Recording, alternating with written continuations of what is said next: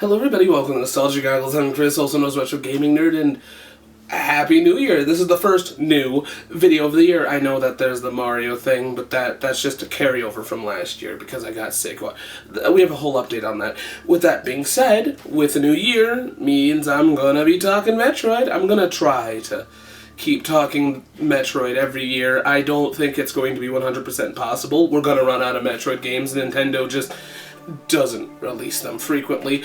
But with that being said, let's talk about an interesting one. Let's talk about Metroid 2. So what we're gonna do is we're gonna talk about all 3 releases of Metroid 2. Yeah, there's 3. With that being said, let's start with one that's unofficial and also got Nintendo cease and desist. Yeah, AM2R.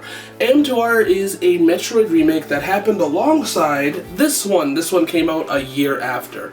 And then Nintendo eventually put a cease and desist, which kind of made us all realize this one was coming. But let's talk about AM2R and see if it's worth talking about or worth playing, technically. I don't think legally you can play the game, or legally I can't promote it, but, you know, whatever.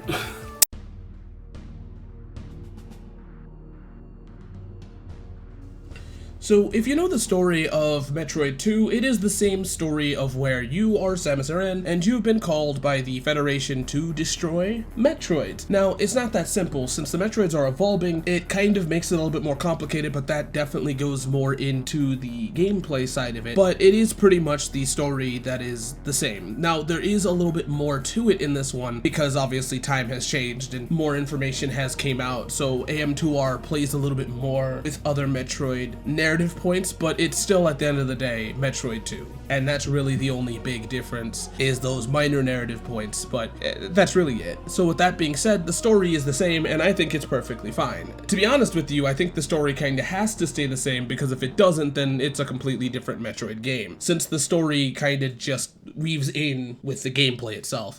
So unlike many other Metroids, you can't really change too much with this one. So with that being said, let's talk about the gameplay.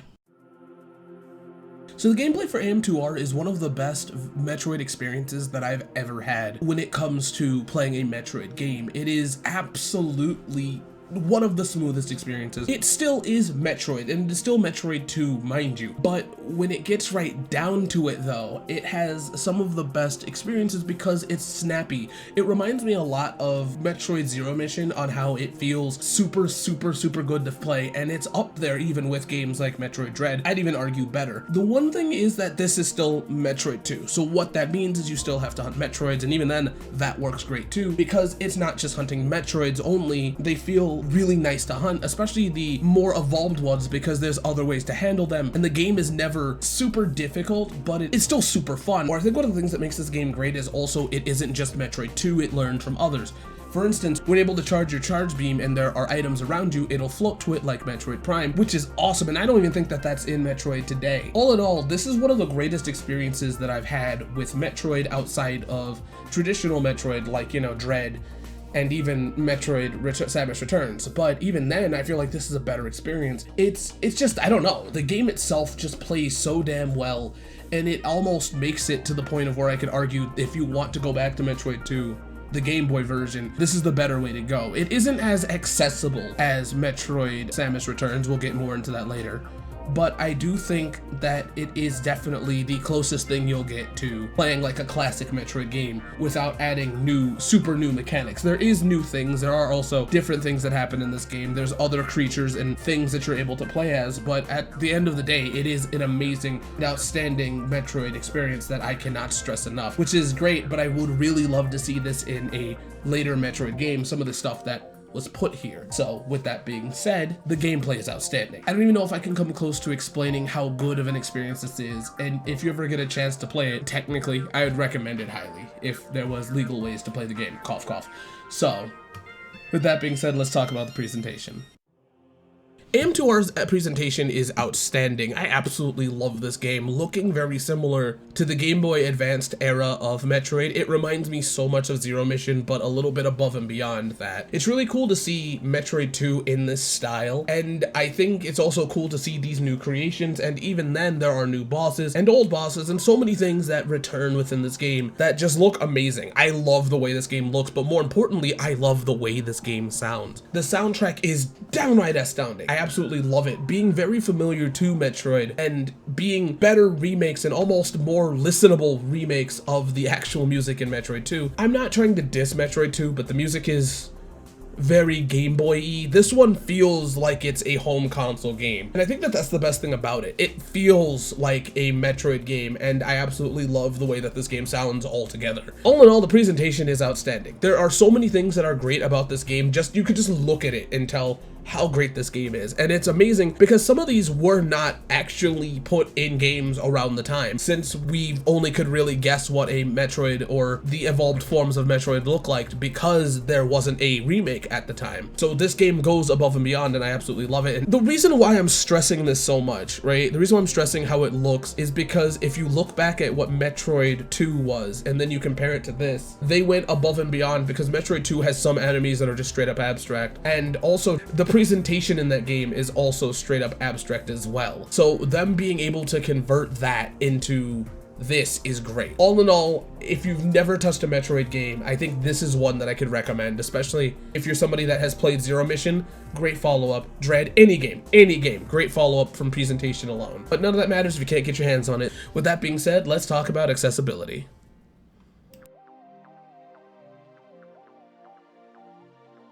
So technically, I cannot recommend AM2R due to the fact that Nintendo gave this game a cease and desist. Which means that technically, I can't promote this game, and technically, you can't play this game. But it was uploaded on the internet, and with that being said, it's really hard to get rid of stuff on the internet. I do understand that there's lost media, but I'm not gonna say that this game's hard to find. Instead of me telling you how to get this game, because I can't and I won't, I feel like this is a talking point that I want to bring up. I do not understand exactly why Nintendo put a cease and desist on this game. I kind of do, since the AM2R's release was very, very, very close to Metroid Samus Return, but even then, I don't think that there would have been overlap. Somebody like me at the time was absolutely ambivalent to AM2R, so it wouldn't have affected sales, and I don't think it would have affected sales at all, because somebody like me that likes Metroid was too damn excited. I would have paid for Metroid Samus Returns just because to let Nintendo know that I want this game. This fan release, I feel, wouldn't have hurt it. And I feel like it's crazy because Sega actually allowed a different fan remake come out called Triple Trouble. Yes, Sonic Triple Trouble for the Game Gear got a 16-bit re-release recently, and it was a fan game. Sega's a lot more lax on fan games to my knowledge, and I feel like this one's a bigger threat than Metroid would have been, right? Because there is no real reason for people to play Triple Trouble on the Game Gear now.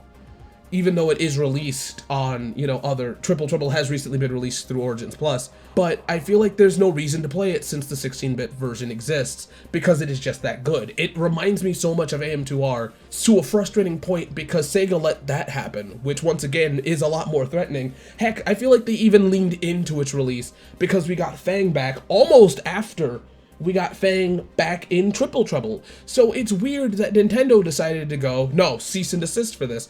Especially since I feel like even if they messaged the person and said, hey, we want it on our console, it would have been a better option. There is no reason for me to understand why Nintendo took this choice, and I absolutely do get it.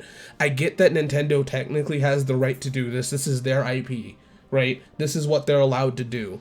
But I don't 100% understand why they would stop something like this, especially when they don't release Metroid games commonly. We only recently got Dread, and even then, that was a couple years ago now. And we haven't heard anything about Metroid Prime. So as a Metroid fan, it's frustrating to hear that they would stop something this good and not look at it and even look at it as inspiration for maybe this is what we should do. And like I said, it's gonna sound like I'm rambling, and I feel like it's fair to, but I think that it's confusing to me because either way we were going to pay for Metroid Samus Returns. If you think we were going to pay for Federation Force, why do you think we wouldn't pay for the good one? With that being said, thank you for listening to my complaining. I just feel like it's something that needs to get off my chest, especially with this video. I absolutely love this game, and I also absolutely love the other one too, but I don't see the purpose of stopping fan games like this. I do get it. They do need to protect their intellectual properties, but they also weren't going to do anything like this. AM2R and Metroid Samus Returns are too different for me to even sit and, justify the answer of why Nintendo did it, and I think it's stupid. With that being said, let's move on to the goods and the bads.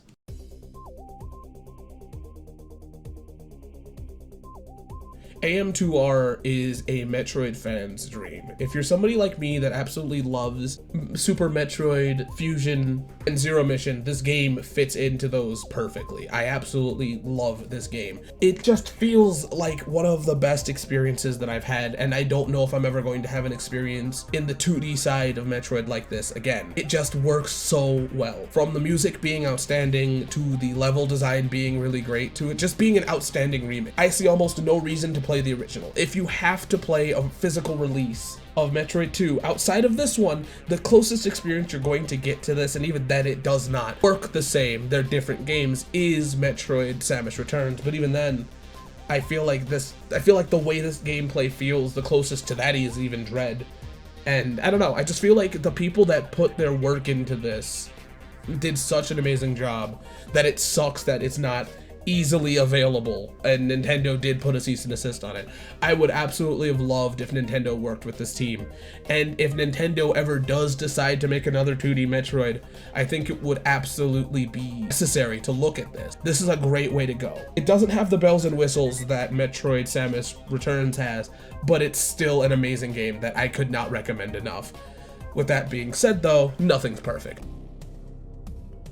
So I ended the last segment with saying that nothing's perfect, but I feel like this is the closest thing we can get. AM2R hits that weird point of indie game alongside a big title, something that a lot of bigger video games are missing. So this game is not perfect. I feel like one of the biggest issues with this game is definitely that it is a Metroid game, and whatever issues come with being a Metroid game is going to definitely be here. That style of game is not for everybody, but despite that fact, and something that I say almost in every Metroid game, but despite that fact, I feel like this is as close as perfect as you can get. And I think it is because it has that independent feeling alongside a big IP. So all in all, is this game perfect? Technically no, but also technically yes. So with that being said, I'm super biased. I think that's the biggest thing. I'm super biased. I love this game. So with that being said, let's move on to the final thoughts. So is AM2R worth playing today? The answer is absolutely. I feel like, well, allegedly. I feel like the thing about it is that it's one of the greatest kind of forms of remake out there, and it mixes a weird magic between an independent and a big name game, and it's something that I feel like a lot of bigger games really need. If you can find a way to play it, haha, I feel like since it's been on the internet you can, but I feel like it's a great game. Give it a try. With that being said, I'll see you guys next time when we talk about Metroid Samus Returns on the 3DS.